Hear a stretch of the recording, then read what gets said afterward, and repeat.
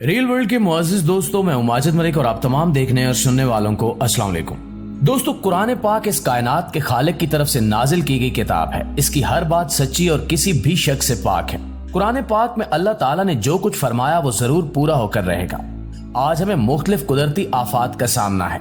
समंदरी तूफान, सैलाब, जल्जले अक्सर तबाही फैलाते हैं और साइंस हमें इसकी वजूहात बताती है। लेकिन क्या आप जानते हैं कि आज से 1400 साल पहले कुरान इसकी पेशगोई कर चुका है। कुरान की कई पेशगोइयां पूरी हो चुकी हैं और कुछ पूरी होने वाली हैं। आज हम ऐसी पेशगोई के बारे में बात करेंगे जो आज पूरी होती नजर आ रही है। दोस्तों, कुरान पाक में सूरह रोम में ये पेशगोई कर दी गई थी कि बहुत जल्द रोम गालिब आ जाएगा। तब रोम और ईरान की जंग हो रही थी और ईरान का पलड़ा भारी था। हालात को देखते हुए ये नामुमकिन सी बात लगती थी कि रोम फतह पाएगा। लेकिन तारीख गवाह है कि 7 सालों में रोमियों की फतह की खबर अरब तक पहुंच गई। कुरान पाक में कुछ मजीद पेशगोइयां भी हैं। सूरह अंबिया में अल्लाह ताला ने फरमाया कि क्या ये लोग नहीं देखते कि हम जमीन को इसके किनारों से घटाते चले आ रहे हैं, तो क्या अब भी वो समझते हैं कि वही गालिब आने वाले हैं। सूरह अंबिया आयत नंबर 44। इसी तरह सूरह राद में फरमाया, क्या ये लोग देखते नहीं कि हम जमीन को घटाते चले आ रहे हैं इसके किनारों से, और अल्लाह ही फैसला करता है, कोई नहीं पीछे डालने वाला इसके हुक्म को, और वो जल्द हिसाब लेने वाला है। सूरह राद आयत नंबर 41। प्यारे दोस्तों, कुरान की ये 2 आयत इस बात का जिक्र करती हैं कि जमीन की सतह को इसके किनारों की सरहदों से मुसलसल घटाया जा रहा है। नासा की मालूमात के मुताबिक जमीन का खत्ते इस्तवा 56,378 किलोमीटर है। इसका कुतबी रेडियस 6,357 किलोमीटर है। इसका मतलब है 0.3% का फर्क। अगर आयत में यह जिक्र होता कि हमने घटा दिया तो हम समझ सकते थे कि जमीन इसी शक्ल में बनाई गई थी जिस तरह आज है, लेकिन हम आहिस्ता आहिस्ता कम करते हैं। ये अल्फाज बताते हैं कि कमी अब भी जारी है। दर हकीकत जमीन कुतबियों पर चपटी है और खत्ते इस्तवा पर गोल है, और ये कमी अब भी जारी है, जैसा कि आयत में बयान किया गया है। इन आयत का एक और पहलू भी है। मैनहट्टन के गोडार्ड स्पेस साइंस इंस्टीट्यूट के साइंसदानों ने दरियाफ्त किया कि जमीन पर बर्फ के पहाड़ यानी ग्लेशियर्स पिघलने के नतीजे में पानी की सतह बढ़ रही है।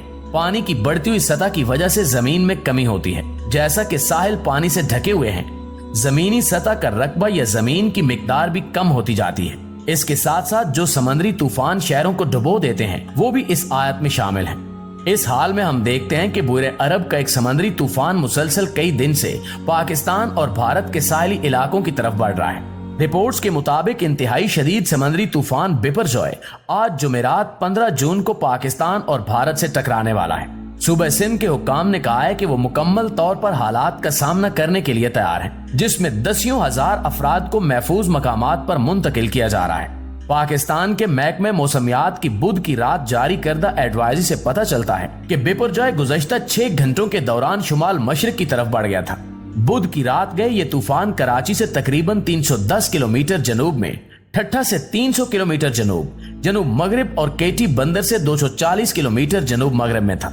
ये तूफान 15 किलोमीटर फी घंटा की रफ्तार से शुमाल मशरिक की तरफ बढ़ रहा है। इस साइक्लोन में मुसलसल चलने वाली हवाएं 150 से 160 किलोमीटर फी घंटा हैं, जो कि 180 किलोमीटर फी घंटा तक भी पहुंच जाती हैं। समंदरी तूफान बिपरजॉय गुजरात के साहिल से 200 किलोमीटर से भी कम फासले पर है और आज जुमेरात की शाम इसके साहिल से टकराने के साथ शदीद बारिश मुतवक्के है।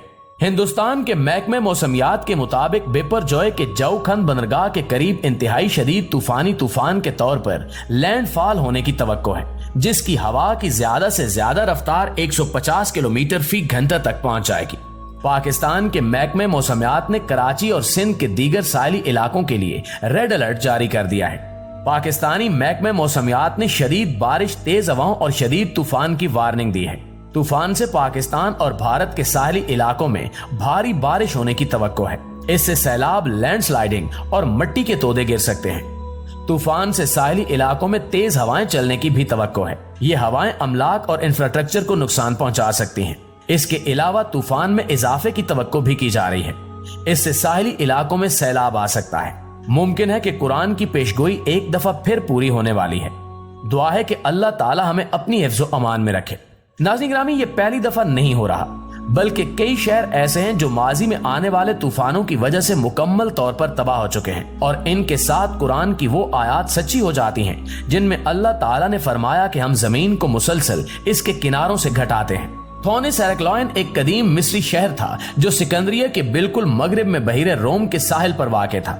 ये शहर एक बड़ा तिजारती मरकज था और अपने मंदिरों और मज़ारों के लिए जाना जाता था।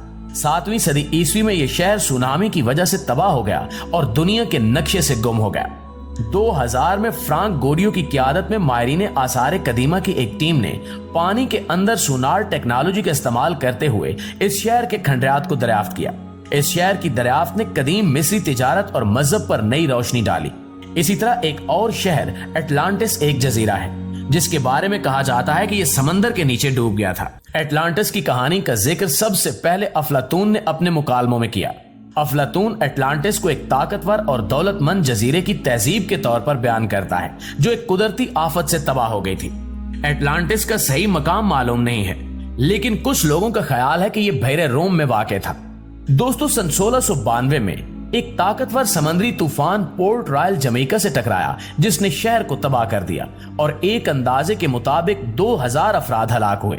शहर को कभी भी इसकी साबिका शान में दोबारा तामीर नहीं किया जा सका। सन 1970 में बांग्लादेश में एक तूफान आया जिसमें एक अंदाजे के मुताबिक 30,000 अफराद हलाक हुए।